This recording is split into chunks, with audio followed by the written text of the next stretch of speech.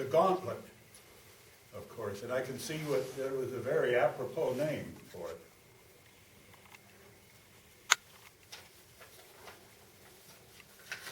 So I mentioned that just to give you an idea of the Chinese command setup. That it, like, I mean, you probably have heard a lot about the Chinese attacks and all, and you think of them as being just masses of men. And I've seen that, where they armed the whole first rank with Thompson submachine guns, and then they come running at you and they're all doing that. And that's scary, to put it mildly. So, but they, and then the guys behind, if one of the people with the submachine gun was hit and dropped his submachine gun, well, the next guy picked it up and kept going with it. So, now, this was over.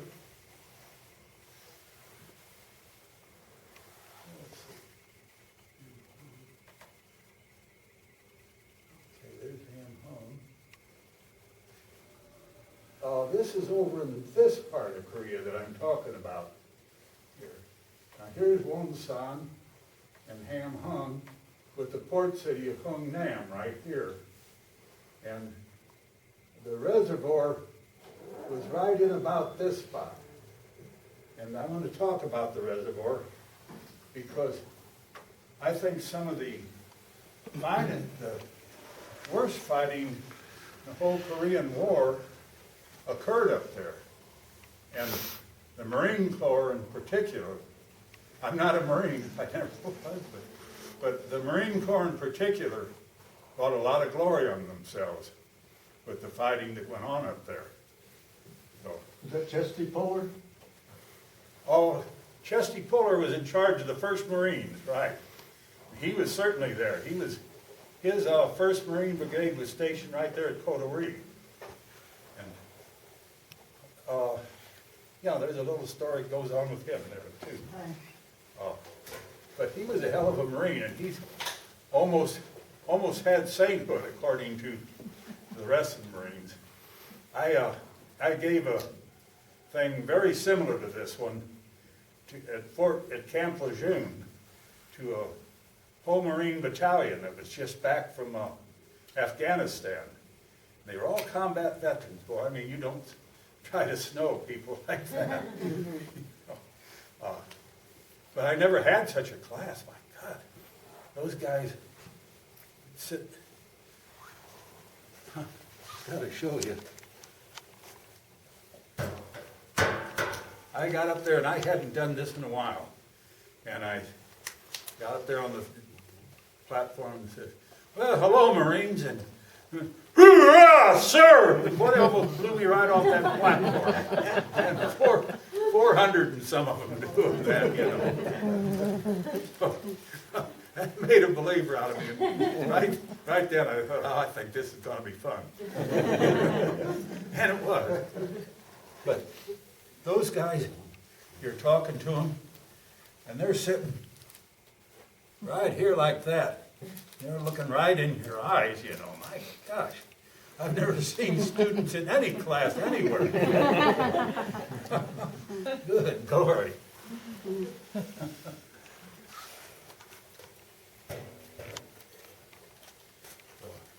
There's little, they have little things that I've never seen in other places too. When it was, oh boy, but before I ever got on that stage, that battalion commander wanted to interview me for about a half hour. And I liked that, because he didn't want to turn his troops loose to somebody that didn't know what they were talking about, for one thing. So he had a good long interview, and by the time we were done, we were friends there. So I enjoyed that too.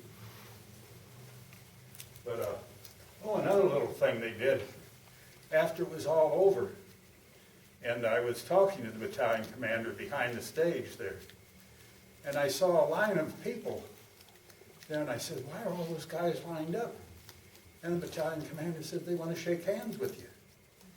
And I thought that was a heck of a, a doggone nice custom.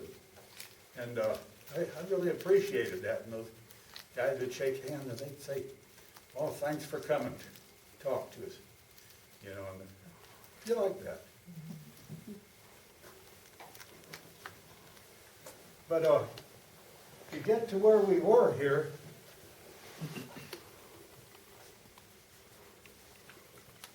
this is where the Marines went ashore at Wonsan. This is where I went ashore up at Hung Nam, which is the port city for the industrial city of Ham Hung. There you see Ham Hung. Here's Hung Nam out here. And down here is where the Marines went ashore. And they went clear up like that, up to the city of Hagaroo. I'm used to putting the re's and the ne's on the end of them, so you'll see me do that at some times, but it's not really necessary for English. Okay, so anyway, the Marines went up here and they were assigned the left side of the reservoir, right here, the west side of it. And we were assigned, the 7th Division was assigned the right side. And their job was mostly just to protect the Marines' flank there and keep troops from coming through, the Chinese troops from coming over and hitting the Marines on the flank.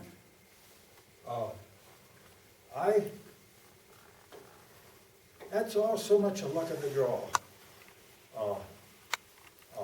My particular regiment was designated to be the blocking force to prevent Chinese forces from coming up from below us here.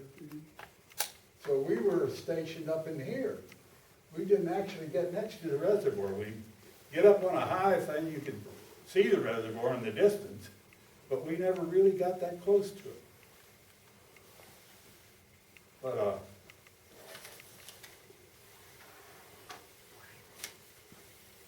so the big thing that I wanted to bring out in this mentioning the 2nd Division and mentioning our division is that nobody could say the Chinese forces weren't fully engaged. When they hit 2nd Division and then clobbered those poor devils, why, my gosh, no doubt those were committed troops. They were doing something. And 2nd Division could have sure sworn to that for you. But nobody told these poor son of a guns back here. Nobody told them, hey, the Chinese are coming in and they're making a shooting war out of this.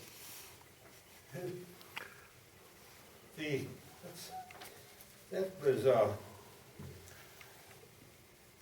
on the 26th, they first hit 2nd Division, and nobody told 7th or the Marines about that.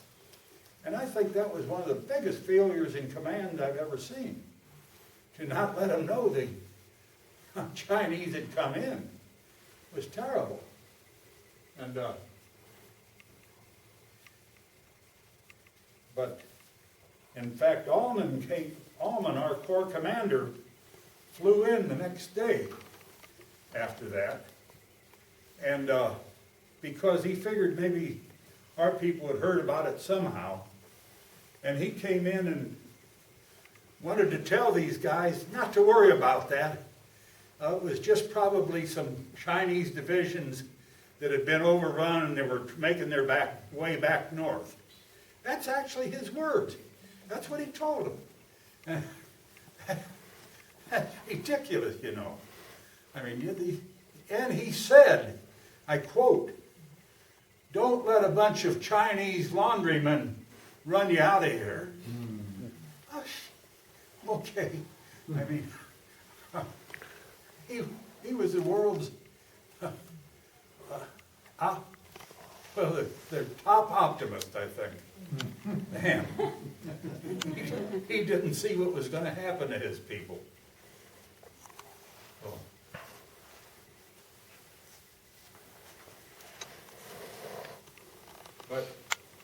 Marine, because remember that back home by Christmas thing I told you about?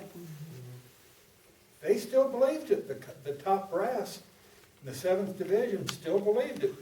And when Allman made that little speech that I just told you about, he told them next morning they were to go up on the high ground and start this offensive. They were going to start the offensive. The Chinese were up there waiting for them. You know, but they were going to start the offensive. Okay, good enough. Were they going over frozen ground, water at that time? Pardon me? Did they have frozen water? Oh, yeah, yeah, I'll sure mention that, because thank God there was frozen water there. Really. It saved hundreds and hundreds of lives. So,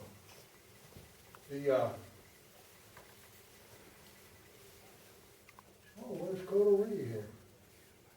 Well, okay, Coterie is right about here. And, oh, no. Here's Chinham, and that's a Marine. Here's Koto, okay. So, Coterie to Hagaruri is about 12 miles, and Hagaru out to Udam is about 14 miles.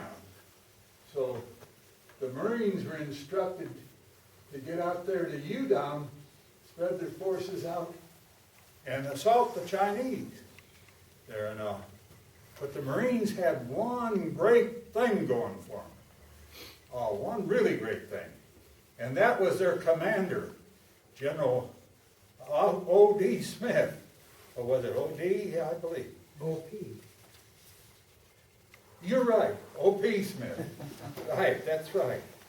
And that man deserves to have his name said right. I agree with that. O.P. Smith heard every command that was given him, and he would obey the command, but in O.P. Smith's way, he would obey it.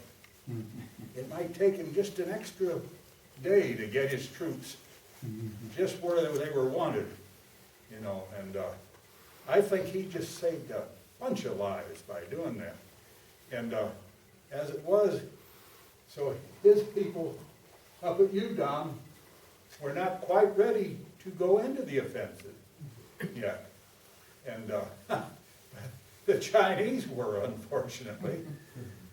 And so it's a good thing they didn't both jump off at the same time, or you'd have had what is called a meeting engagement. And that gets messy too.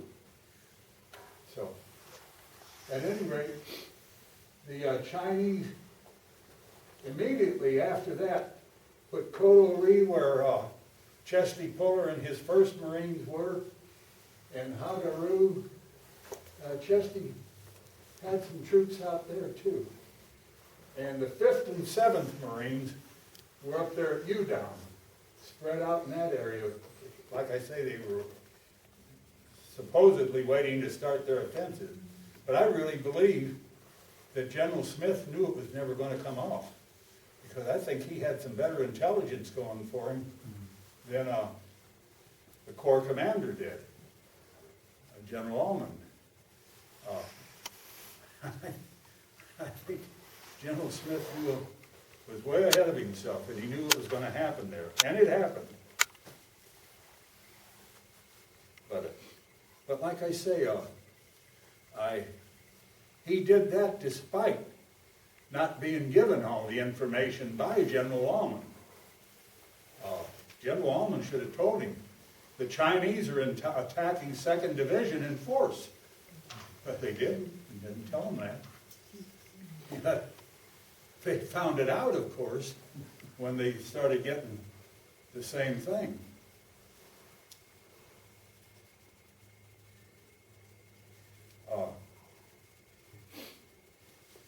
One of the big things here, though, was the split between command in the 8th Army and in 10th Corps. There was 25 to 30 miles in between And that was just mountain wilderness. And they expected, all of that to be taken care of by this home by Christmas offensive. It's, ridiculous. But it looked good to them, so. And these, well, probably a lot of you are MacArthur fans, I'm sorry. But he was the overall commander. And Allman was his next man right under him between MacArthur and 10th Corps. I'm not sure who the 8th Army commander was at that time. There's too darn many names here, so can't tell you that. But at any rate, suddenly, all three of these places, Udamni, Hagaruri, and Kodori, were all under siege and being heavily attacked by the Chinese. And Chesty Puller, like I say, his command was a little split because he's got people at Kodo and he's got some more up at Hagaru. So he's hollering back there for some help. And, well, they've got to give him help, of course. But there just wasn't many back there. So many troops were already committed. But fortunately, some came in right then. They took one company out of the 31st Regiment, my regiment. Here's the point. I mean, the old luck of the draw bit. They took B Company out of my regiment. I was in A Company. And out of B Company, there were 9 men left. Only 9 men came back out of that company after this thing I'm going to tell you about. But my company maybe lost a man or two, but that's it. But like I say, B Company was, and they called it Hellfire Valley. These people took off from Kodori and on the move up to Hagaru. Hagaru was what they wanted to really reinforcement force because there weren't many people up there. And they didn't want the Chinese to have that because where would these people at Udam have gone? Hagaru was necessary for those people at Udam. So they sent this thing out. It contained some Marine replacements, of the British Commando group that had just come in, B Company out of our unit, and a Marine headquarters unit, I believe. Poor devils, how they got in there, I don't know. But anyway, the Chinese hit them hard, and by 6:30 that night, the ones that were still alive surrendered, and they took the whole bunch prisoner, except for Poplo. Poplo was in that Marine B Company convoy, and Poplo was no hero. When that thing stopped, he did one thing. He scooched down in the bed of that truck and hid under some packs and stuff. And so that when the thing was all over, the Chinese did what they always did. In fact, what they messed themselves up a lot of times by doing, wasting their time looting when they should have been consolidating their victory. Instead, all that good GI stuff laying around, oh, let's get it, So they looted the thing. So they were looting the truck and they found Poplo. So by that time, Poplo had frostbitten feet. So they took him back and they found a Korean house and took him in there and warmed his feet up and massaged him and took him back to our lines and said, go. I mean, how can you figure something like that? You talk about one of the luckiest guys in the world. So Pablo was with us from then on. He was part of A Company. He was an assistant BAR man, I remember.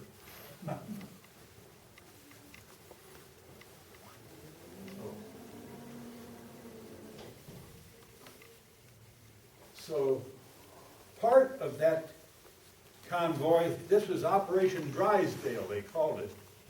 And part of that bunch got through.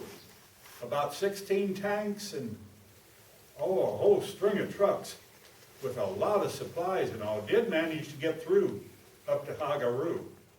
And you might fault them for leaving the rest of the convoy that was being clobbered back there. But that was following their orders. They had been given orders, stop for nothing.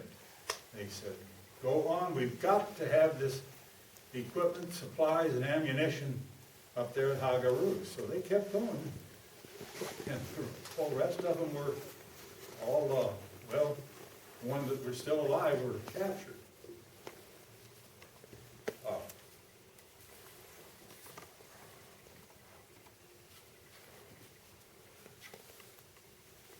Gosh, I gotta move along here. So, as things really got rough, and the, on the left side, the east side of the reservoir, of course, is this Army task force. And they had that was a 2,500 man task force. That's really not much when you're facing the Chinese Army. And over on the Marine side, of course, that was the main force. And they had 3 Marine brigades there, so they were in stronger shape. The 1st Chesty Pullers bunch and the 5th and the 7th were the ones up there at Udom. But as the fighting really got bad, why, suddenly Allman, who was the 10th Corps commander, and of course the Marines and the Army elements were both part of 10th Corps, they started realizing, hey, this is a lot worse than we thought. And even Allman lost his, became a pessimist, I think, around this time. And so they put out the order, all units started withdrawal to Hagaru. And they finally forgot this home by Christmas offensive. It took them a while to do that, but now they want to all go home to Hagaru. So they started, but unfortunately it was a little too late for the task force there. The group commander, McLean, kept hoping his 2nd Battalion would get there. And the 2nd Battalion was held up back there at the port, near the port.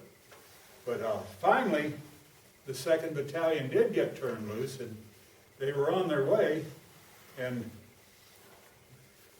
Battalion Commander Colonel McLean heard that, and he rejoiced. But right at that moment, he was trying, it was a sort of an odd task force. It had a battalion out of the 32nd Infantry and a battalion out of the 31st Infantry, my unit, in there. We would call it the 1st of the 31st, and no, the 3rd of the 31st and the 1st of the 32nd, yeah. And, but at any rate, we were taking a lot of flack, and so they decided they needed to put the 2 together to make one much stronger battalion there, and they did that. Colonel McLean ordered his troops south to mix in with the battalion from the 31st.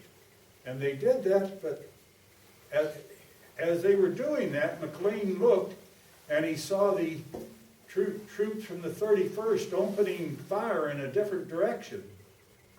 And he says, "Oh no, my God, that's my boys. That's the 2nd Battalion coming." It wasn't though, but McLean thought that, and those people advanced, and McLean still believed it was his 2nd Battalion, and he went out in the field, "Don't fire, don't fire." But they fired at him. So the Chinese didn't go for that no fire bit. So they hit him, said they saw him fall 4 times. And then a Chinaman came out and dragged him into the woods there. And that's the last anybody saw of him. So all at once we got a new commander. Colonel Faith took over. And the task force suddenly became Task Force Faith. And everybody agreed they couldn't have gotten a better man for it, because he was very dedicated, he knew his stuff, and he really, he started heading south, man, down along here, trying to get to Hagaru. There was a little town here, Hudong, it was called, and Hudong was supposed to have a battalion and so and more of tanks there, and also a detachment from the 31st. But before he could get there, he's losing people all the time. Every time the Chinese hit him, he loses maybe another 100 men and puts them in the trucks. And the trucks we're up to 500 carrying in the trucks. They've taken the kitchen trucks and throwing out the stuff and letting these guys ride in it. Because finally, at the last time they hit a roadblock, next to last, they gave them the word, if wounded or not, if you can walk and carry a rifle, get out of the truck and help us. So, I mean, that's a pretty desperate situation when you're calling your wounded men to come and help you. But they did, and they actually took the roadblock where they asked the men to do that. Then they went on, and Colonel Faith was on a hairpin curve, I remember. They kept talking about that curve. Colonel Faith ran into another roadblock, and he got out, he led the assault himself, and he got a grenade blast in the chest, right above the heart. He went down, he couldn't do anything anymore, and they put him in the lead vehicle and took off. And they were almost to Hudong by now. If they figured if they could get to Hudong, there is the friendly forces waiting for them. And we've made it. And they got to Hudong, and they found out that somebody, and they never figured this out, who gave the order, but somebody had given the order for the friendly forces there to pull out. And they had. The tanks were gone, the infantry was gone, and all that was there in Hudong was another Chinese roadblock. Oh. And that ended Task Force Faith right there. Because Faith was just about dead by then anyhow. He was just holding on. And so that ended it. The troops tried to get through, but they were just mowed down. People with the machine guns right near the road and all. So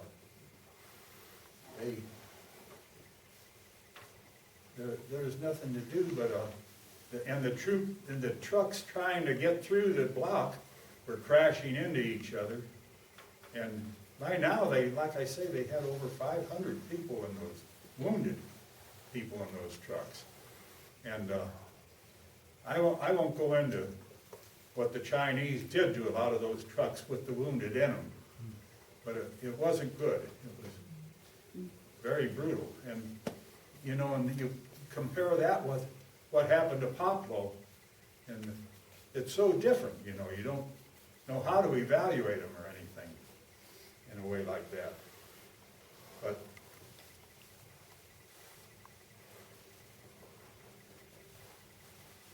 But at any rate, the people, once, several people said it. Once Colonel Faith, he's a lieutenant colonel, once Colonel Faith was killed, why the task force ceased to exist. It just quit being.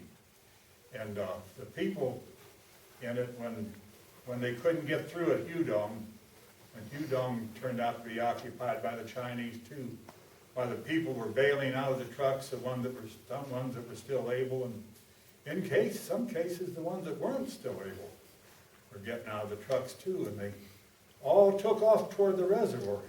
That's where I mentioned, and they got on that ice and headed for the Marine base at Hagaru.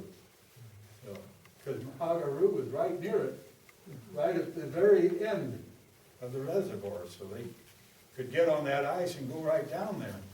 And the Marines put up a thing, they called them the Ice Marines. They were going out on the ice to get these guys, the members of Task Force Faith.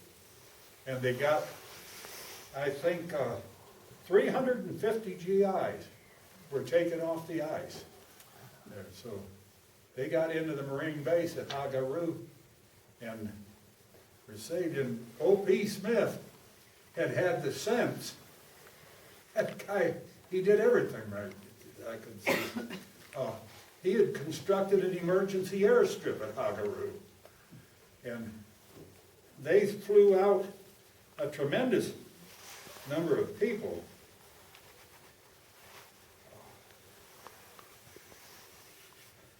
It was over 4,000. I remember that figure. Because when those Marines came in from Udom, they had 1,500 casualties with them right there. And like I say, that Army task force was 2,500 people, and only 1,000 of them, a little over 1,000, made it back. The rest just didn't make it. So that 1,000 of them was probably due to the air support that they got from the Marine F-4F Corsairs. They were keeping the Chinese off their necks as much as possible. So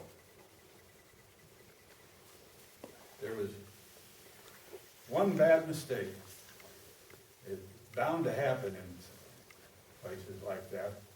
When one Corsair released, it was the lead Corsair, in fact, in a string coming in, and he released his load his napalm a little too early.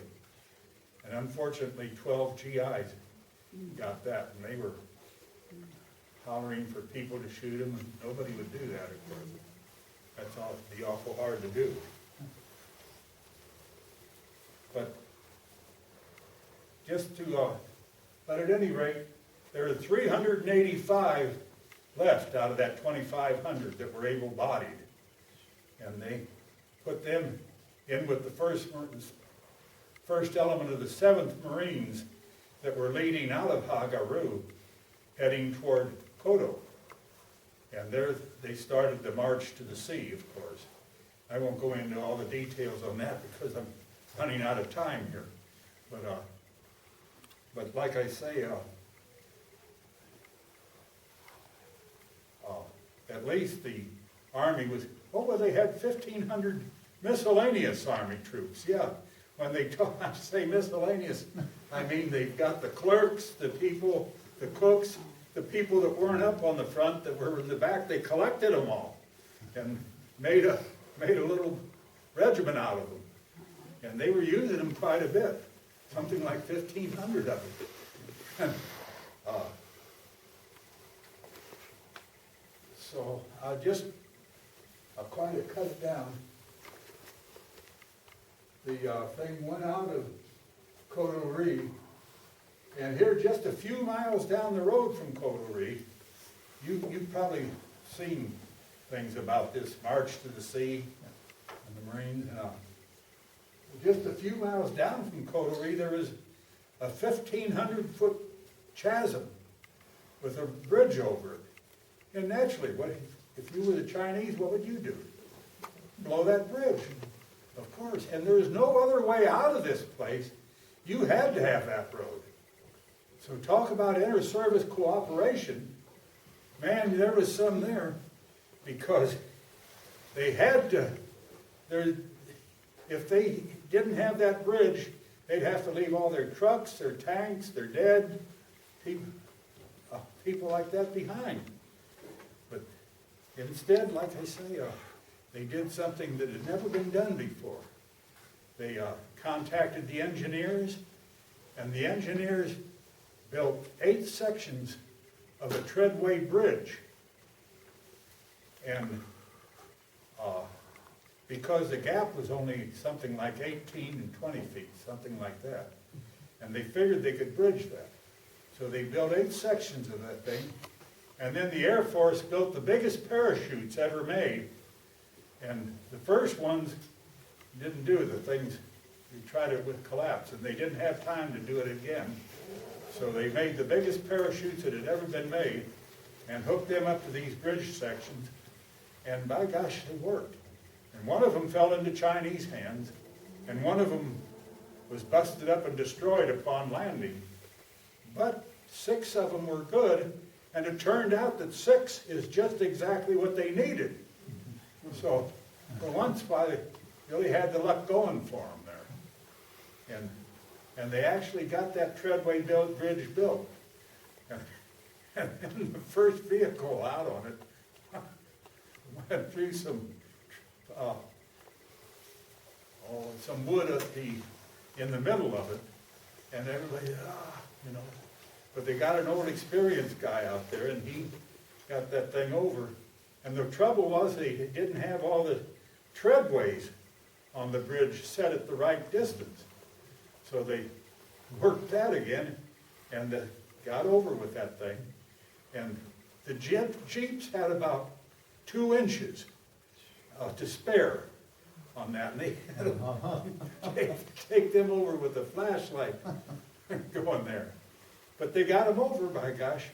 And they were still going late at night that time. Then they had one more problem. It was called the Funchalen Pass. And there was a whole bunch of Chinese up there. And Chesty Puller took his group up there. And didn't get hardly any prisoners.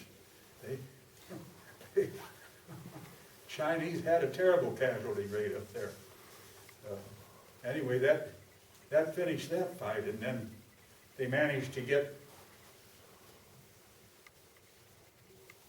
down to the Chin Hung base, right down here. See, this is the 7th Brigade of the 1st Marine Division. Those people had been holding that all this time, and the Chinese hadn't gone down and strongly assaulted them because they were busy with the people up here. So they were still there, and once that procession on that road got down there, oh boy, crossing over that doggone 1,500-foot gap, though, I was standing on the running board of the truck there. Look at, woo! I told that to those Marines out there, and these were all combat veterans anyway.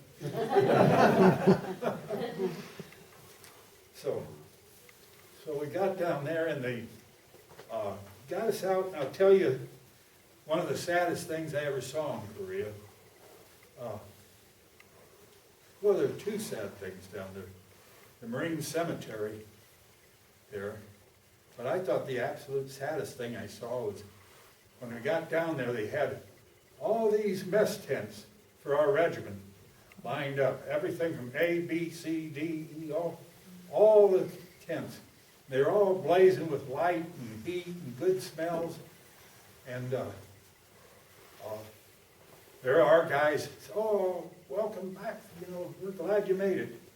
But there in B Company's tent, you know, the cooks were crying. You know, and, they said, where's our guys? And we didn't know, we couldn't tell them. You know, nobody knew who for sure who was going to come down that road. Went up to there, that Marines, our unit was bivouacked though, right across the road from that Marine cemetery. And, my gosh, those trucks were coming in, you know, I mean, oh, they were draped all over them in some cases. But remember all this fighting had been in 30 below zero weather. The Marines came out with a new invention there, the warming tent. After a guy had been out fighting for so long, he could come back and get warm in the tent and then go out and do it again, you know. But I watched that, and they didn't have coffins, of course. No way could you get all those wooden coffins up there. They had body bags. That's the best you could do. But these guys were, you know, frozen in all kinds of ways. So you had to do what you could, you know. And they got them in those bags. But I think really the saddest thing though was those cooks in B tent crying for their guys. That got to me too. And then there's something that got to me in that Marine cemetery. They get out and blow that taps every evening. Oh, man, that'd hit you. Well, I think that's about what I've got for you folks. I thank you for getting the training aids up there. Not a problem.